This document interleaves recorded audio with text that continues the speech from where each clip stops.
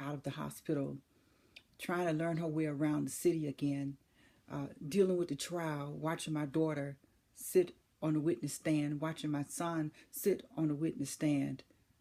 See, that's the life of a survivor. The struggles. And then after the guilty verdict was read, with my patriot, with the guy that, it's hard for me to say the word sometimes, that took over my life and took over my home.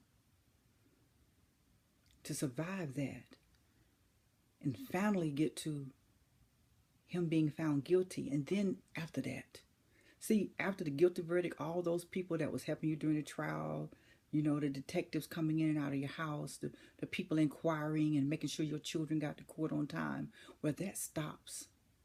And now the victims are on their own trying to figure it out, how to make a living, how to pay their bills. You know, you're struggling. They may give you a list of stuff about how to go to the Social Security office, how to go to the welfare office. You know, no one told me about the social workers showing up at my door, only to say, you know, we're going to be watching you for a while. The struggles of a survivor.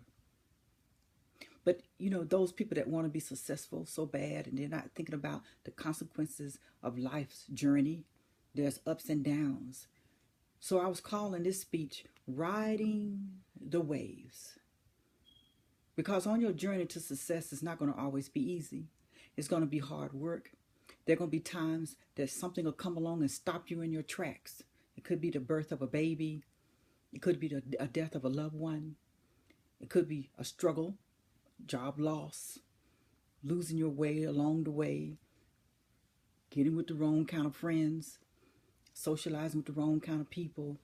You know, even after tragedy, even after trials and tribulations, sometimes the people you think going to be there the most for you probably would turn their backs because they think what you just went through may rub off on them. So I'm going to tell you something about some of the people that advised me when I was going through my trials. One was a homeless man that I ran into on the street one day. He had no shoes. And we sat down and broke bread together. And he told me about his struggles. And he told me that I was going to be all right. Another man that set an example for me was a rainy day. It was a rainy day. And there was this blind man sitting on the side of the street, shaking a cup. And I went to put money in his cup, which was halfway full of water, and he covered it. And he said, I don't need money, ma'am. I need a sandwich. And so I walked back in that shop with my last couple of dollars and brought him a sandwich. And I was ready to walk home. But he told me everything was going to be all right. And when I got to the bus stop, another homeless guy was sitting there, and we were talking. And he said, everything is going to be all right. And something like a light bulb went off in my head, and I headed back to my box. And sure enough, from all those projects I had been working, see, the thing about it is, when I would get paid sometimes a little bit of money, but it would be right on time. It might be just what I need. And so when I went back to check my box, sure enough, there was a check. And it made my life easier for a few days. I had food on the table. I was able to pay a bill, and I was able to get my kids a few items of clothes to wear. Buying clothes is really hard for a single mother who is trying to make it day to day, trying to get a job, trying to get on her feet.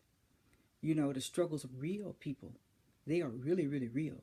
And it's really tough on victims after they go through a trial that may last 1 year or 2 years. My trial lasted, the trial that we dealt with, my children now, lasted 2 years. And in those 2 years, we had to figure out how we was going to put food on the table.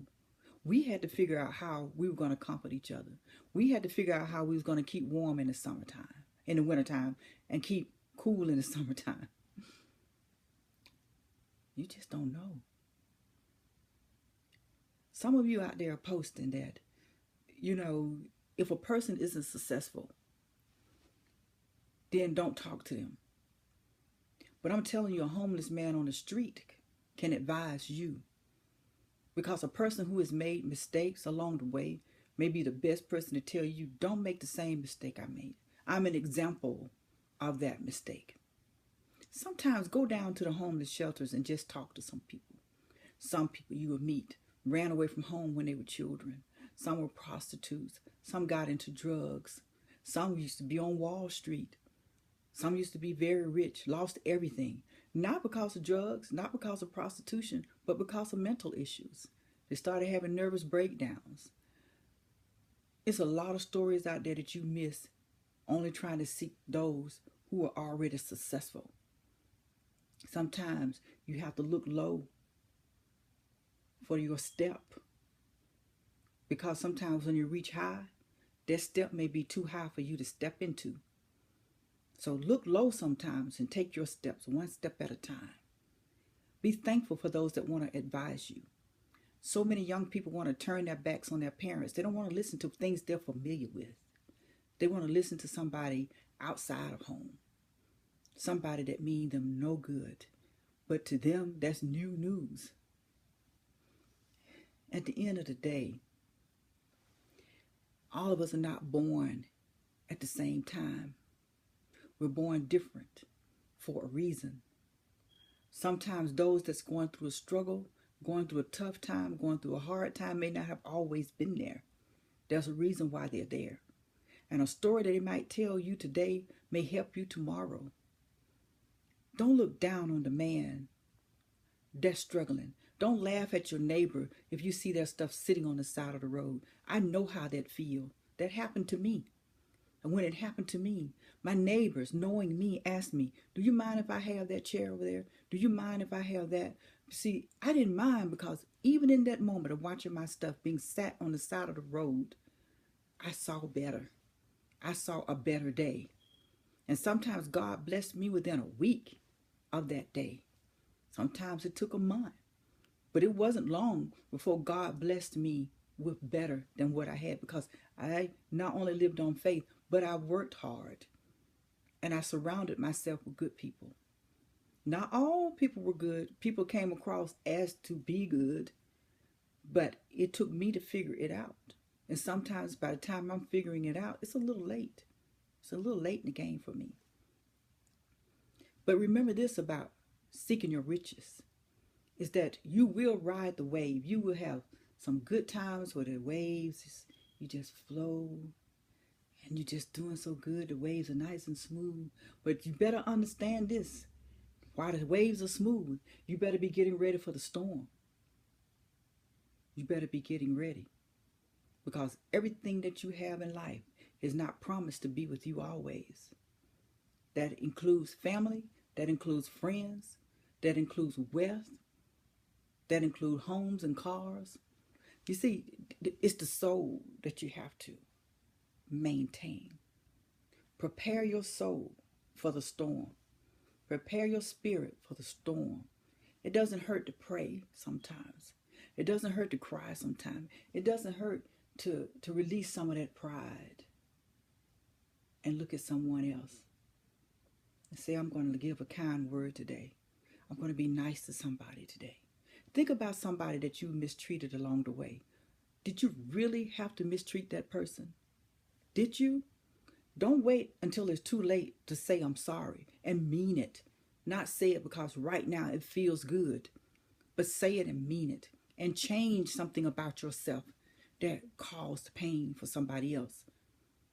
Make that sorry worth it. Make this journey worth it. Just last week, June the 11th, I turned 60 years old. Lord knows I love being here. And I love being 60. When I turned 40, I wasn't sure about life. When I turned 50, I felt like I was sure. But now that I've turned 60, I'm very comfortable in the skin that I am. I'm very comfortable with who I am. I made mistakes along the way. I'm thankful for those mistakes. I met bad people along the way, but they taught me something. I met wonderful people along the way. They taught me something. I lost friends along the way through the call of death, that God is taking them home and taking them to heaven. And I hope they're planning a nice soft bed for me to lay in when I come to heaven. I pray I go to heaven. But just think about how you need to ride those waves now. When it's going good for you, remember, the storm is going to come. And when the storm comes, will you be ready? Will you be ready when the storm comes? Are you sure you can ride this boat called life? Are you sure? Are you really sure you can ride this boat called life? Are you ready for the trials and tribulations that will come along? Are you ready to face hardship? Are you ready to face loneliness? Are you ready? Are you ready to face that day you may go to your bank account and your bank account is on zero? Are you ready for the day? Or just because your bank account is full today don't mean it won't be full tomorrow. And are you holding on to good friends that'll let you come and lay on their sofa when your times are tough and not dog you out because your time is tough? Because you left some bad seeds behind? You know, just because you're a nice person doesn't mean other people are nice to you. And they're only hanging around you because you got a little something, but lose a little something and see where they stay around. You'll know who your real friends are when your wave starts crashing in on you, when your storm starts, when your struggles start. You'll see who will be there to help lift you up, and you'll see the ones that'll drop you, turn their backs on you because they're afraid that this storm you in is going to wash them out to sea. I'm a woman that believes in living by faith. And I'm a woman that believes in getting ready, getting yourself prepared for the storm, whichever way the storm is going to blow.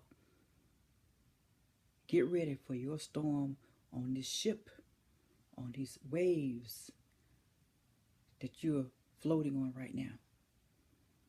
I've got friends that are doing great. I've got friends that are struggling. I've got friends that are really, really poor. But if you go and sit in their little bitty houses, in their little bitty struggles, they'll offer you their last cup of coffee. They'll break off their last piece of bread and welcome you with open arms. But they don't feel poor. You know, we may call some people poor because they live a certain way, but they're not poor. They're where they want to be.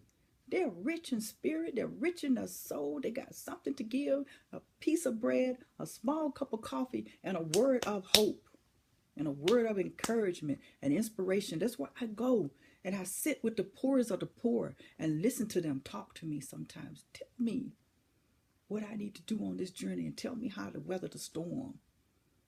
The storms of life. There's no guarantee for you that this life is going to be easy. There's going to be some struggles, boo. There's going to be some tough times. And I'm talking to the young people who don't know yet. And I'm talking to our elders who should be advising these young people. Because